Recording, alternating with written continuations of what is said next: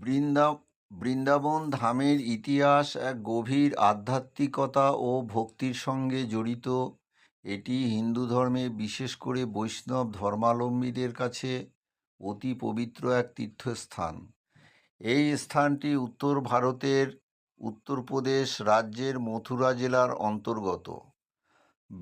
বৃন্দাবন শব্দটি এসছে দুটি শব্দ থেকে, বৃন্দা এবং বন। বৃন্দা কথার অর্থ হলো তুলসী গাছ, আর বন কথার অর্থ হলো অরণ্য।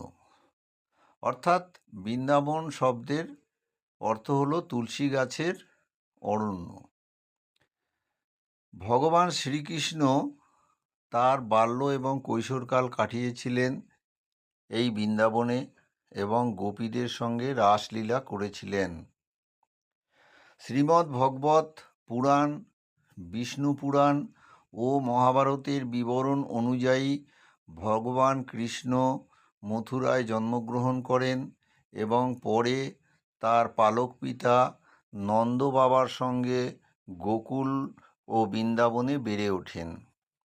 এখানে তিনি গোপীদের সঙ্গে লীলা করেন, কালীয় নাগ দমন করেন, গিরিরাজ গোবর্ধন পর্বত ধারণ করেন, বংশী বাদন ও রাধার সঙ্গে প্রেমলীলা সবই এখানে সংগঠিত হয়।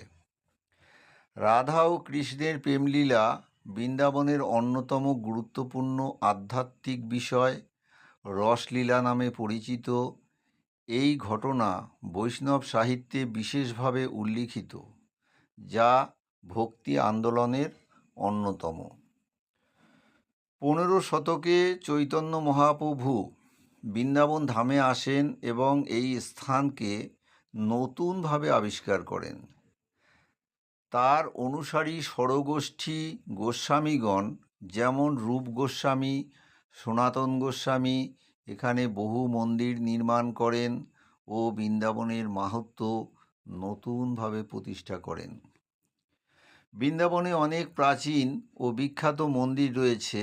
তার মধ্যে গুরুত্বপূর্ণ মন্দির হল বাঁকে বিহারী মন্দির, রাধা রমন মন্দির, রাধা বল্লভ মন্দির, গোপীনাথ মন্দির, গোবিন্দ দেব মন্দির, ইস্কন মন্দির।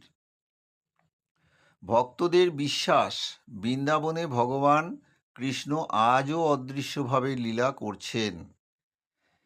এই স্থান তাই কেবল একটি ধর্মীয় কেন্দ্র নয়, এটি একটি চেতনা, ভক্তি, প্রেম ও সেবার।